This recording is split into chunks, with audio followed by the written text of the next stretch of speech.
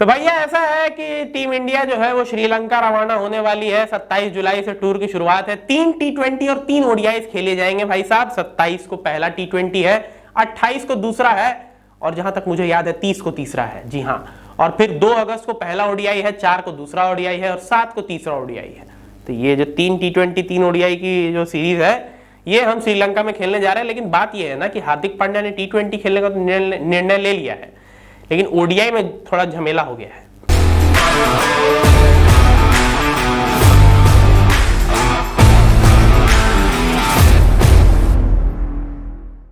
तो उसी पर चर्चा करेंगे। मैं हूं आपका होस्ट और दोस्त मयंक, आप देख रहे हो क्रिकेट स्टूडियो अड्डा। अगर आप चैनल पर नए आए हो तो प्लीज सब्सक्राइब कर दो और बेल आइकन दबा दो, और हाँ, वीडियो को एंड तक देखना, पसंद आए तो लाइक और शेयर कर देना। तो चलो भाई शुरू करते हैं। अब देखो, हार्दिक पांड्या ने पर्सनल रीजंस की वजह से, पर्सनल रीजंस का हवाला देकर उन्होंने सेलेक्टर से कहा है कि मुझे ओडीआईज में कंसिडर ना किया जाए इस सीरीज के लिए। यानी श्रीलंका के खिलाफ जो 3 ओडीआईज की सीरीज होने वाली है, इसमें हार्दिक पांड्या को कंसिडर ना किया जाए। वो पर्सनल रीजंस की वजह से वो सीरीज नहीं खेल पाएंगे। अब भैया बात ये है कि अगला कप्तान आपको बनना है यार, फिर आप ये सब सीरीज मिस कर करके दिमाग खराब कर देते हैं। दिक्कत हो जाता है इससे हार्दिक भैया, समझिए।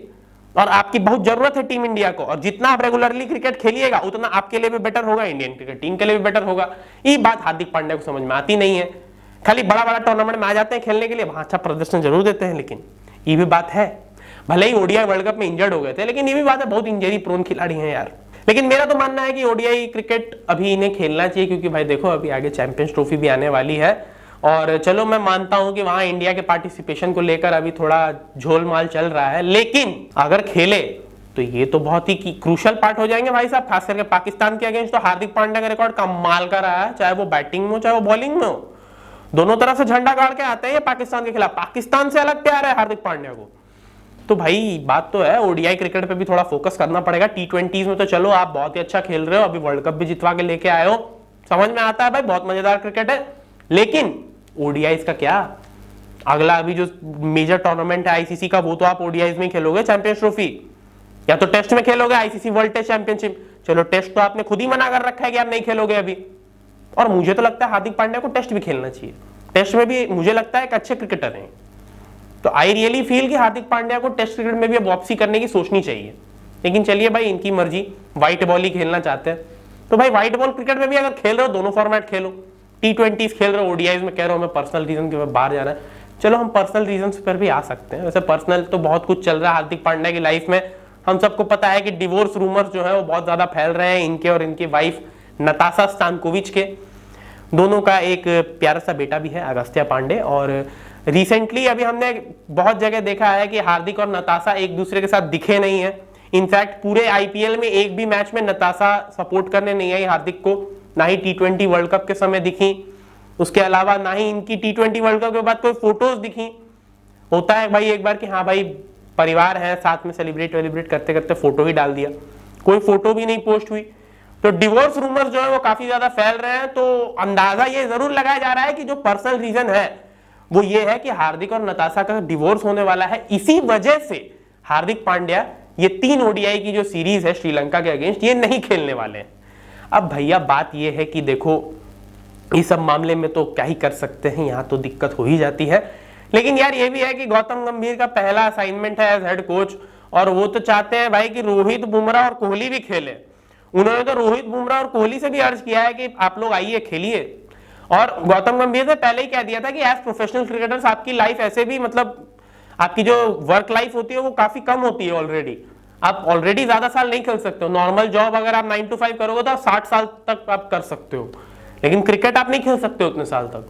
तो जितना मिल रहा है उतना खेल लेना चाहिए। तो गौतम गंभीर का भी कहना सही है, लेकिन भाई मैं तो कहता हूं अभी थोड़ा रेस्ट करने दो भाई। अभी बुमराह को तो हमें, मेन बात है हमें जरूरत नहीं है करेंटली। वो हमारे हुकुम के इक्के हैं भाई, उनको तब निकालो जब जरूरत पड़े। मैं तो यही मानता हूं। जसप्रीत बुमराह के केस में इट इज वेरी क्लियर।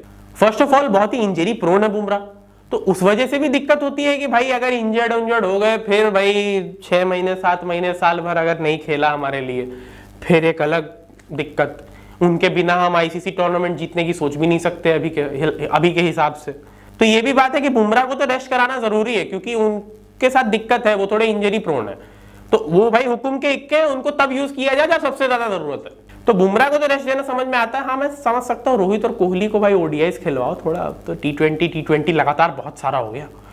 आप देखो रोहित और कोहली पिछले कितने दिन से टी20 ही खेल रहे हैं। अफगानिस्तान वाली सीरीज टी20 में थी, फिर टेस्ट इंग्लैंड के अगेंस्ट टेस्ट हुआ, टेस्ट सीरीज हुई, वहां पर भी कोहली नहीं खेले, रोहित खेले। उसके बाद आईपीएल पूरा का पूरा टी20 वर्ल्ड कप, उसके बाद फुल टी20। तो अभी बहुत टी20 वाला माहौल हो गया है, तो थोड़ा ऐसे मिक्सचर करने के लिए बुला लो यार, खिलवा लो ओडीआईज। ओडीआई तो अलग ही गेम है भाई, ओडीआई में तो और मजा आता है। मेरा पर्सनली मैं बताऊं तो मेरा फेवरेट फॉर्मेट है ओडीआई, क्योंकि इसमें टेस्ट का डिफेंस भी है, इसमें टी20 की मार भी है, इसमें दोनों है। और मुझे बहुत इंटरेस्टिंग लगता है ओडीआईज का गेम।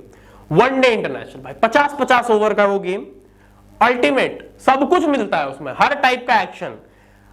पावर प्ले में आपको 2 फील्डर भी बाहर रहते हैं, उसके बाद 4 फील्डर भी बाहर रहते हैं, फिर लास्ट में जब बॉलिंग पावर प्ले होती है तो 5 फील्डर भी बाहर होते हैं।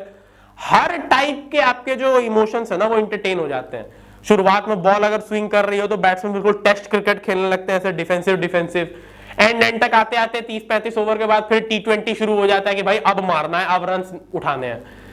तो भाई बहुत ही मजेदार फॉर्मेट लगता है। और रोहित शर्मा और विराट कोहली तो बादशाह हैं ओडीआईज के भाई, ओडीआईज के बादशाह हैं दोनों। तो ओडीआईज तो खेलना चाहिए मेरे हिसाब से। तो गौतम गंभीर का भी यहाँ कहना सही है कि इन दोनों वापस लेके आओ। हालांकि बात करें हार्दिक पांड्या की, तो उनका समझ में आता है कि चलो भाई डिवोर्स रूमर और इतना कुछ पर्सनल लाइफ में चल रहा है, तो पर्सनल रीजंस की वजह से अभी ओडीआईज नहीं खेलेंगे। बट हाँ, ऑब्वियस ही बात है, हार्दिक पांड्या को वापस आने में बहुत अच्छा खासा, मतलब वापस आराम से वो आ सकते हैं ओडीआईज क्रिकेट में भी, इसमें कोई भी दो राय नहीं है। और बात ये भी है, मुझे लगता है कि ये सीरीज जो है, जो भी प्लेयर्स आप रेस्ट कर रहे हो, चाहे बुमराह हो, चाहे रोहित हो, चाहे विराट हो, उनको खेलना चाहिए। रीजन भी कि आप देखो ये जो टूर है श्रीलंका वाला, 3 ओडीआईज भी अगर आप खेलते हो, 2 को पहला है, 4 को दूसरा है, 7 को तीसरा है। 7 अगस्त के बाद आपका जो अगला असाइनमेंट है एज पर द शेड्यूल, अभी तक आपका जो अगला असाइनमेंट है वो सीधा सितंबर में है, वो भी 19 सितंबर, जब बांग्लादेश इंडिया आएगी। तो भाई बीच में इतना 1-1.5 महीना का गैप तो मिल ही रहा है, उसमें करो मस्ती, उसमें करो आराम, क्या दिक्कत है? उस बीच को आपको कोई क्रिकेट खेलने बोलेगा भी नहीं अगर कुछ शेड्यूल में नहीं है तो खेल लो यार 3 ओडीआईज की तो बात है।